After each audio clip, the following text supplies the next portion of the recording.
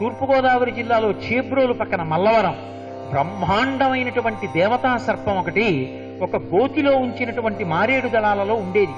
ఒక శివలింగాన్ని ప్రతిష్ఠ చేస్తే ఎదురుగుండా ఉన్నటువంటి సరోవరంలో స్నానం చేసి పాకుతూ అందరి మధ్యలోంచి వచ్చి శివలింగాన్ని చుట్టుకుని పడగ విప్పి నిలబడేది. ఇప్పటికి ఆలవిల్లి మల్లవరం అంటారు.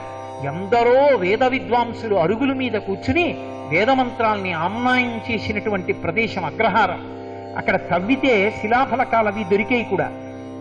వేదనాదం అంటే సుబ్రహ్మణ్యుడికి అంత ప్రీతి. అసుస్వరమైన వేదనాదము వెలిసినటువంటి ప్రదేశం కనుక అక్కడ ప్రత్యక్షం అయ్యాడు. ప్రత్యక్షంగా కోనేటిలో స్నానం చేసి వచ్చి శివలింగాన్ని చుట్టుకునేవాడు. ఎవరైనా వెళ్ళి అక్కడ భగవత్ సంబంధమైన ఉపన్యాసం చెప్తే ఆయనకి సంతోషం కలిగితే శివలింగాన్ని విడిచిపెట్టి వచ్చి ఒంటి మించి పాకుతూ పైకెక్కి మెళ్ళో